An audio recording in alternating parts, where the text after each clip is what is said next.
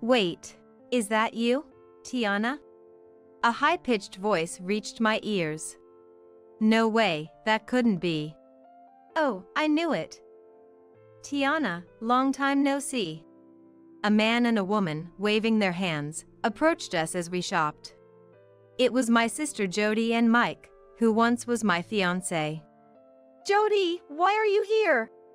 Oh, did I not mention it? Mike got transferred here. We live in a high-rise condo nearby. On contrary, you look rather poor. Jody sized up Ethan from head to toe as she spoke. Indeed, from Jody's perspective, Ethan in his work clothes might look that way. But then suddenly my husband spoke up. By high-rise condo, do you mean that one between this mall and the station? What? That high-rise condo is mine, actually. Ethan said it matter-of-factly, without any hint of arrogance. What did you just say? Well, if we're talking about high-rises around here, that's the only one, right? So, it's mine. What do you mean? Exactly what I said. There was a plot of land we've had for a while, and when we built the high-rise on it, it sold beyond our wildest dreams. The land value skyrocketed, and now the taxes are a nightmare. Ethan said this and then invited the two to our farm. He got in the car and immediately called home. Oh, hello, Mom? It's me. Yes, I've finally caught them, so it's time to execute that plan. It seems something was happening without my knowledge. My name is Tiana. I'm a housewife with 2 children, married to Ethan, who is 4 years older than me. We're living happy days running a farm. But my life before marrying my current husband, my life was always somebody stealing something from me. I was born the middle child among 3 sisters. Jody, my sister who is 3 years older, has been adorable, dexterous, and quick-witted since she was young, and has always been the pride of our parents. She always had good grades without trying much and was always the star in elementary and middle school. On the other hand, I had a plain face that didn't resemble Jody's at all.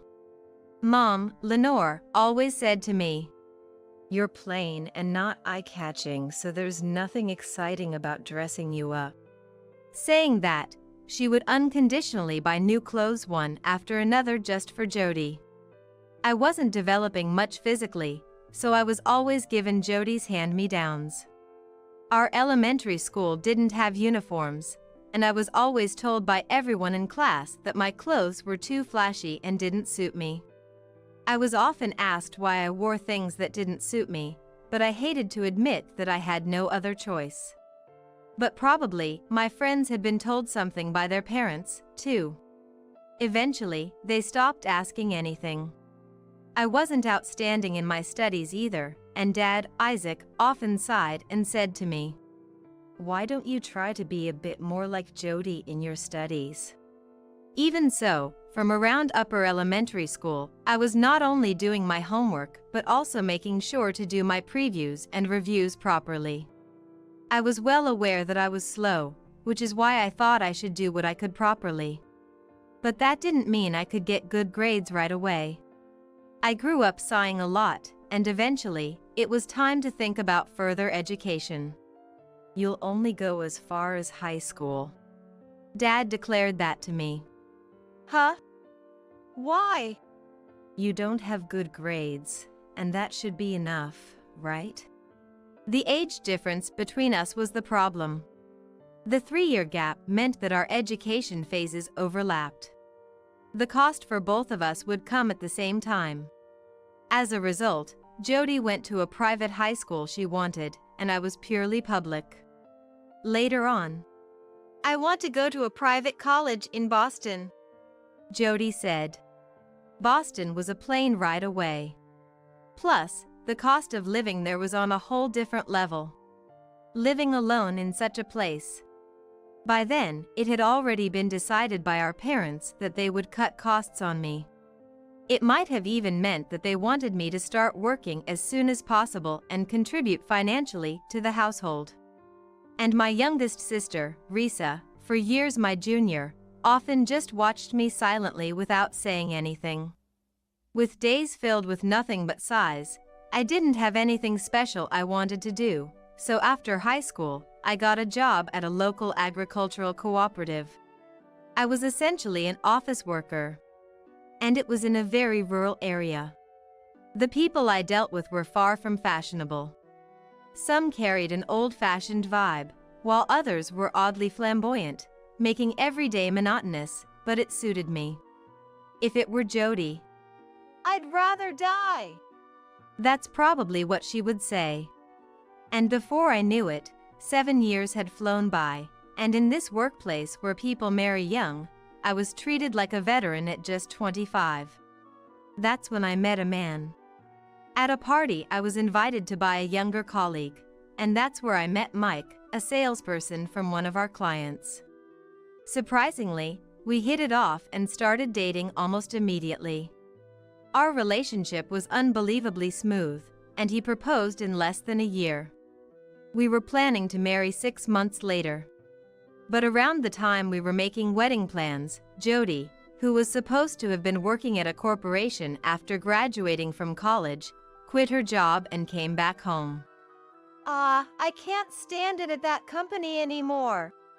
Well, if you say so, then it must be true. You must be tired. Just take it easy. And so, my parents spent their days giving Jody an allowance, taking her out, and having a great time doing absolutely nothing every day. Then, one day. What? Tiana, you're getting married? Yes, that's right. As your sister, I need to see what kind of guy he is at least once. Saying that, Jody flashed an unpleasant smile. I don't need for you to check. Huh? You can't listen to what I say. Saying that, she grabbed my hair and yanked my cheek hard. In the end, Jody came along to the discussion at the wedding venue. Despite the many decisions that needed to be made, Mike was somewhat distracted that day. I had a bad feeling, and a few days later, Jody bluntly told me, Mike will be mine. But the wedding venue has already been decided. When I retorted, my parents sided with Jody. Oh, it's simple. Just switch you out for Jody. Exactly. The ceremony itself doesn't change, and we haven't sent out the invitations yet. I couldn't understand what they were saying. Were they planning to use the wedding, for which I had also paid half the expenses, for Jody and Mike instead? I confronted Mike with intensity, which was unusual for me because I'm normally a calm person. I'm sorry, but I have to take responsibility. It seemed he couldn't refuse Jody's advances. I was shocked to realize he was that kind of person, but I couldn't forgive Jody even more. But just because I couldn't forgive her didn't mean I could do anything about it at that moment. Especially since my parents were unequivocally on Jody's side. If that was the case, there was nothing I could do. Then you should just leave. By then, Risa, who had graduated from a local university, said to me, You don't have to stay here forever. You will continue losing things staying here. Her words changed something inside me. I realized there was no reason I had to stay here. Don't worry about me. I'm good at getting by. With those words, Risa encouraged me. I immediately informed my boss about the sudden cancellation of my marriage and discussed resigning. My boss was surprised and listened to the whole story up to that day. Then, instead of resigning, he suggested a transfer. He said it would be a waste to let go of someone who had worked as diligently as I had and who had a knack for dealing with the farmers. I gratefully accepted the offer and moved out, taking only my personal belongings with me before their wedding. Living alone and in a new workplace, I finally felt like I could breathe easily, away from that family. Although more rural than where my family's home was, my new place was still in a significant regional city around here. Perhaps because I felt more at ease, I started socializing more with my colleagues. And then there was another party, but I wasn't keen on thinking about marriage again anytime soon. However, a colleague insisted. This time, they specifically asked for you to come.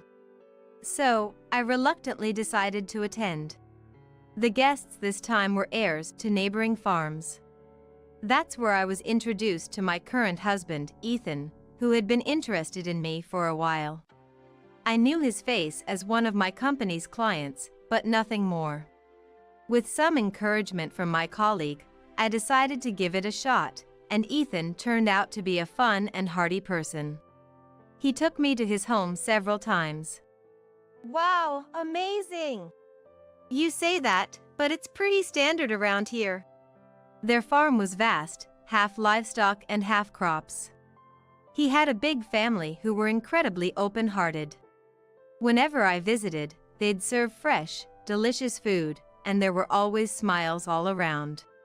Noticing that I was always somewhat puzzled by their family dynamics, they casually asked why. I'm just surprised to see a family that gets along so well. The people who jumped at this conversation listened as I explained my past and about Jody as calmly as possible. Then, my father-in-law Arnold, mother-in-law Nicola, and brother-in-law Ralph said, "What's with that? Not just the sister, but her partner and your parents too. You did the right thing by leaving." "Exactly. So, come stay with us." I had always felt guilty in my heart for being abandoned by a man. But this generous family seemed to harbor straightforward anger towards the unreasonable parents, Jody and Mike. Although I wondered about immediately moving in with them. Yes.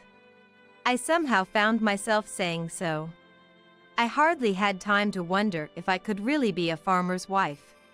When I called my parents to inform them, "Marry a farmer. I'm too embarrassed to even consider attending." They even refused to attend the wedding. Hearing this, Nicola snatched the phone from me. "Well, we have no need for your side of the family either. Tiana is our daughter now." And retorted with refreshing vigor. "What's with those people?" "Tiana, you don't have to do anything for them anymore. Actually, I've been sending them money every month. If I stop, they might say something again." "You were doing that?" My in-laws were half amazed and half angry, nodding to each other as if they'd made a decision. Risa contacted me. "Let me know when you set the date for the ceremony," she said. In the end, the only relative of mine who came was Risa. When Risa got married, I made sure not to run into my parents and went to celebrate her wedding.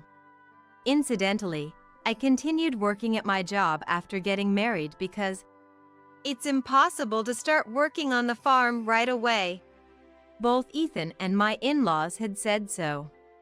We have different physical strengths. It's better to do a job that suits you. My presence at the cooperative also helped streamline the workflow. Nonetheless, those days came to an end rather quickly. I was pregnant. I had one, and then another a year later. It felt like I could keep having more, so I quit my job to focus on childcare, housework, and helping with the finances. Though the farm life meant early mornings and late nights, having someone always around made childcare much less stressful than what I heard from those in the city. And, of course, the delicious food. We cooked in large quantities, and the vegetables and milk were simply delicious. The children ate well and ran around a lot, growing up healthy alongside the children of Ralph, my brother-in-law, who had married earlier. Ethan was somewhat of a leader among the young successors in the area, so I began participating in their gatherings. Free from comparisons and the watchful eyes of my parents, I finally felt true happiness. One day, urged by my in-laws to take a break, just the two of us, Ethan and I headed to the mall. "Really? Are you sure?" "We have some things we'd like for you to pick up anyways." Nicola sent us off, probably considering that we rarely got time alone. Just being around this family's kindness felt incredibly healing. We leisurely set out in the car and headed towards the shopping mall. As we reached this area, we began to see scenery that fits the description of an urban area. As we walked through the vast mall, loading our cart with the items we were asked to get and chatting. Wait. Is that you? Tiana? A high-pitched voice reached my ears. No way, that couldn't be. Oh, I knew it. Tiana, long time no see. A man and a woman approached us, waving their hands. Jody. I murmured softly, gripping the cart handle. Well, long time no see. Standing beside her was Mike. He seemed to have aged quite a bit, though. Jody, why are you here? Oh, did I not mention it? Mike got transferred here. We live in the high-rise condo nearby. Compared to that, you look rather poor. Jody sized up Ethan from head to toe as she spoke. Indeed, to Jody's eyes, Ethan in his work clothes might look that way. And I was dressed in my everyday clothes too. But then suddenly my husband spoke up. By high-rise condo, do you mean the one between this mall and the station? Yes, that one. It's highly popular with people from outside the area too, and we had to wait quite a while to finally get a spot. But I guess that's none of your concern, living all the way out on your farm, right? What? That high-rise condo is actually mine. Ethan said it casually, as if it were the most natural thing in the world. What did you just say?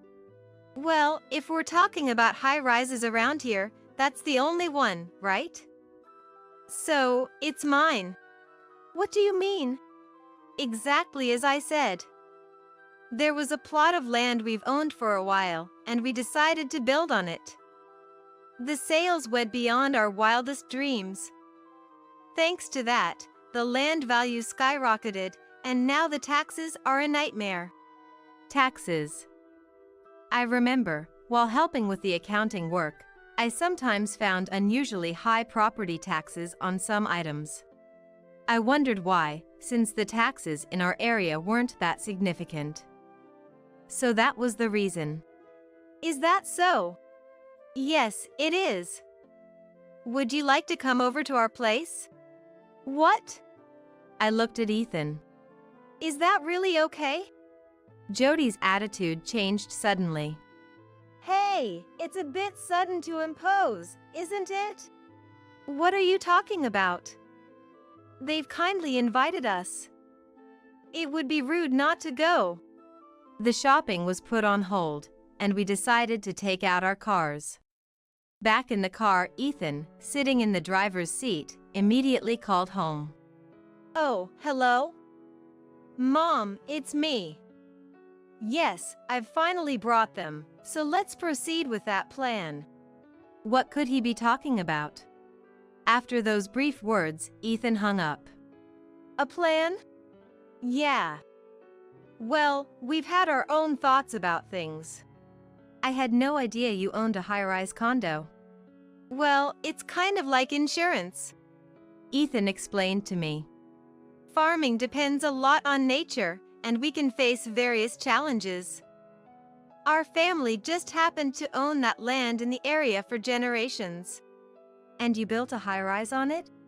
Sort of half and half. Not the entire thing, but for people coming from outside, the view is considered quite spectacular. That's for sure.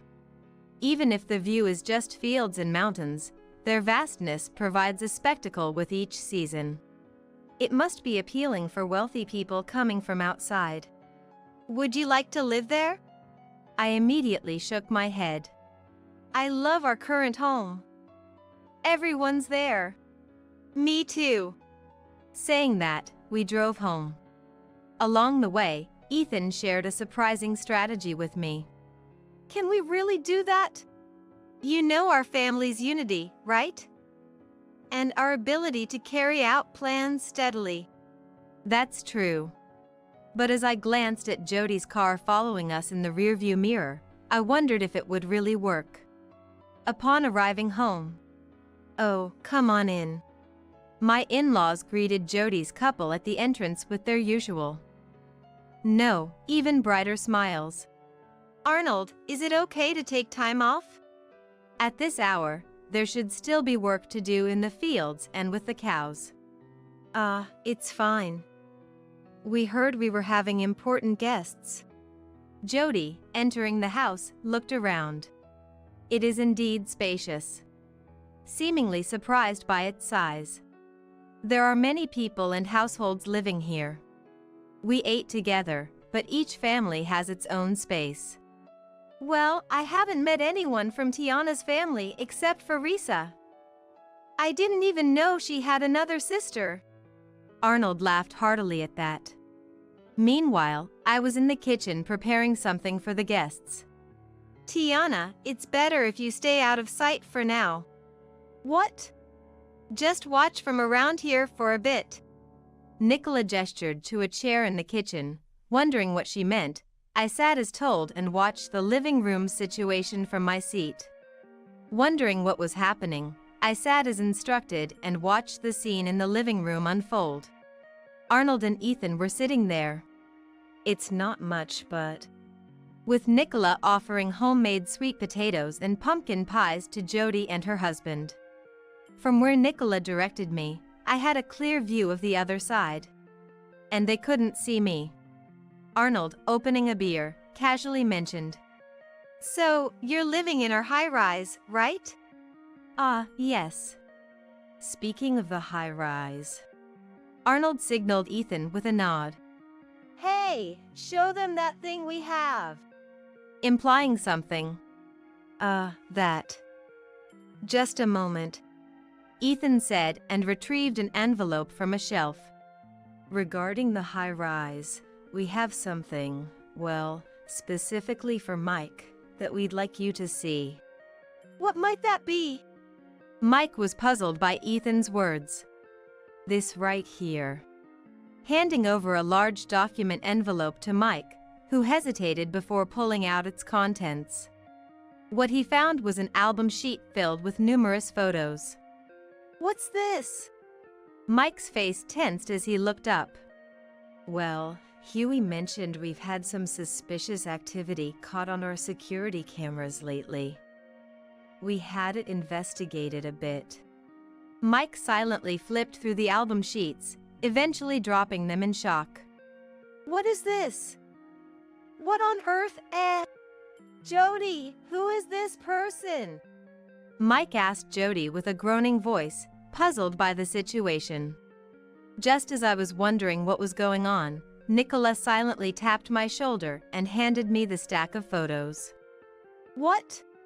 I almost let out a loud gasp and quickly covered my mouth with my hand.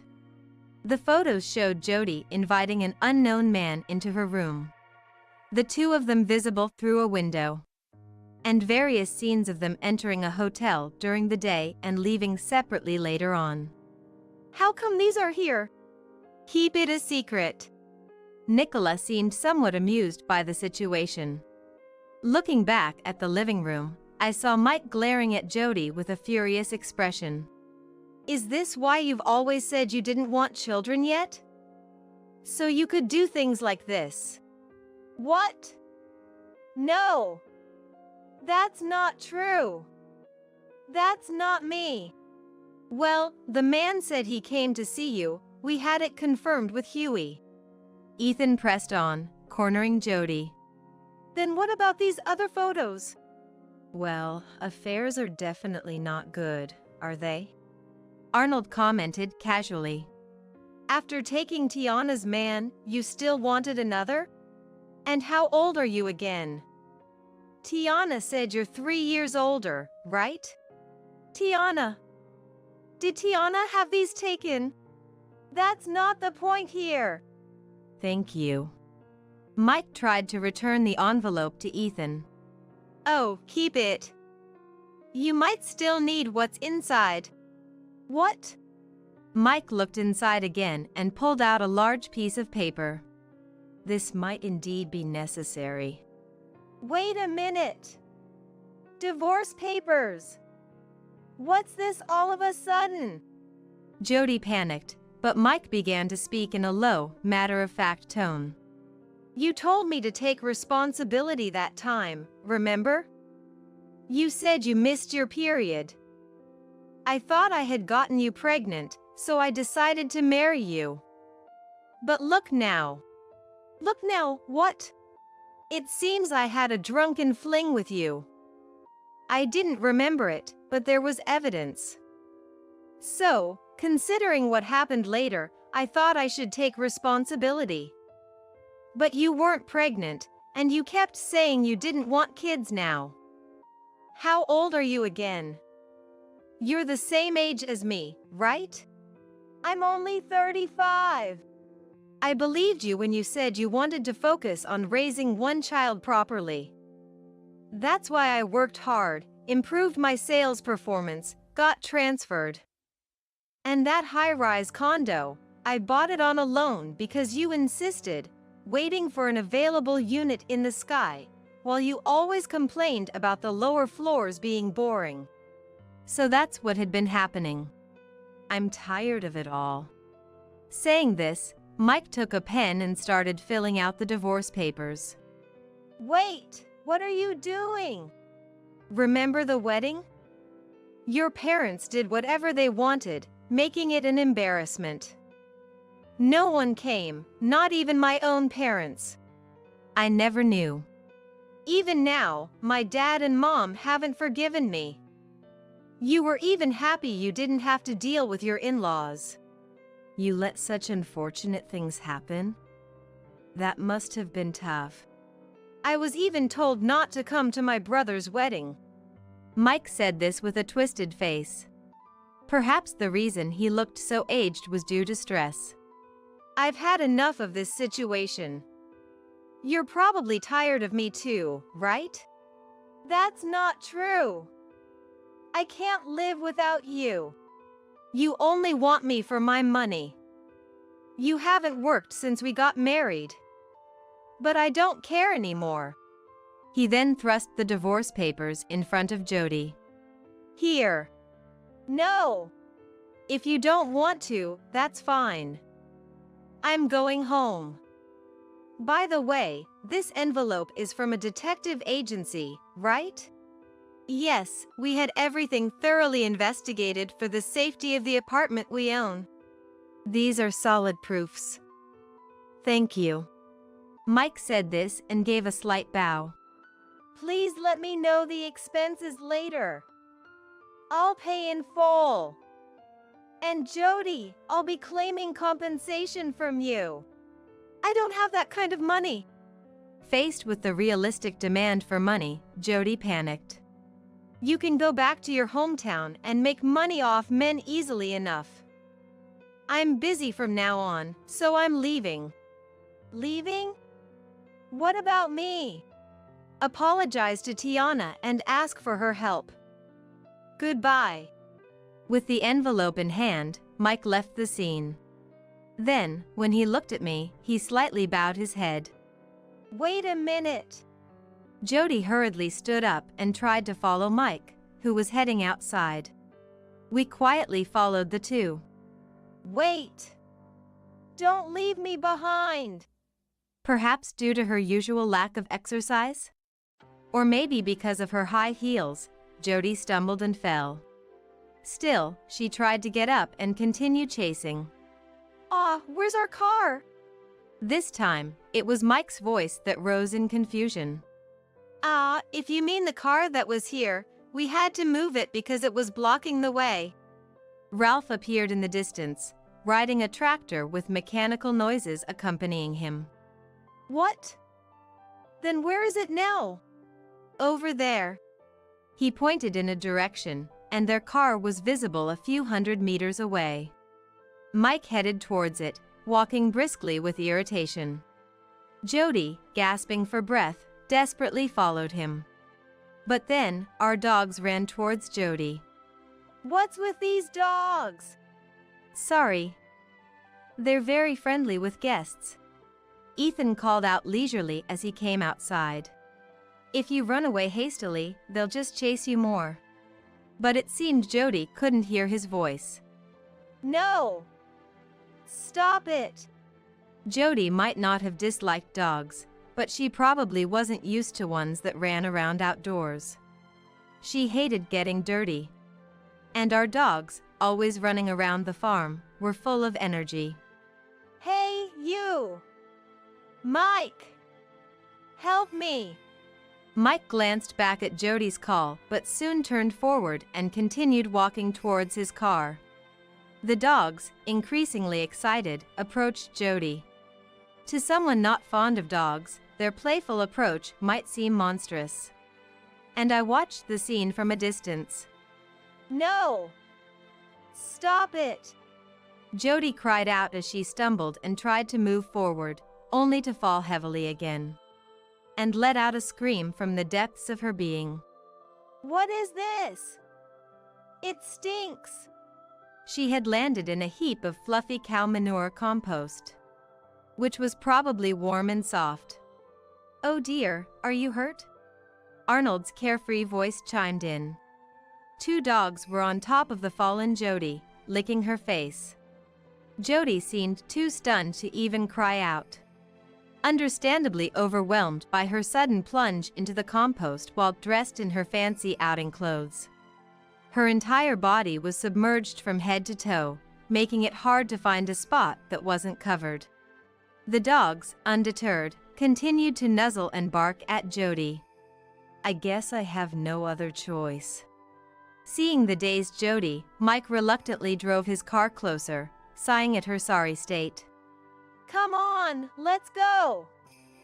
We shouldn't trouble this household any further. Perhaps Mike couldn't bear to watch Jody's pitiful state silently. He grabbed a relatively clean part of her clothing and tossed her into the back seat of his car. Well, that makes sense. Wouldn't want her sitting next to you. Still, it's going to be a mess later. We watched from a distance, half in sympathy, as Mike bowed to us and drove away. That evening, Huey from the apartment complex contacted us. That was a terrible smell. Is that so? That's unfortunate. Make sure to charge the cleaning fees. Of course. Even though this area is known for livestock, this apartment near the station has many residents not accustomed to it. Today was chaotic. Not just the entrance and hallway, but even the parking lot was affected by the smell. Listening on speaker mode, I was half amused and half exasperated by Ethan's laughter, feeling a sense of relief wash over me. Honestly, living in this environment, I'd forgotten how appalling it would be to emerge covered in compost in the middle of the city. Especially for someone like Jody, who took pride in her appearance. Especially the complaints from the upper floors are severe. We'll address it as quickly as possible. Right. Oh, and that couple is probably going to get divorced. Prompt action might even help push that along. Right. If they could leave, that would be great for us. After hanging up, the family around me gave thumbs-up signs. It seemed this was a long time in the making. Apparently, the very act of them moving in was influenced by our family. In this region, companies are often connected to agriculture in some way. And there's frequent communication among farmers.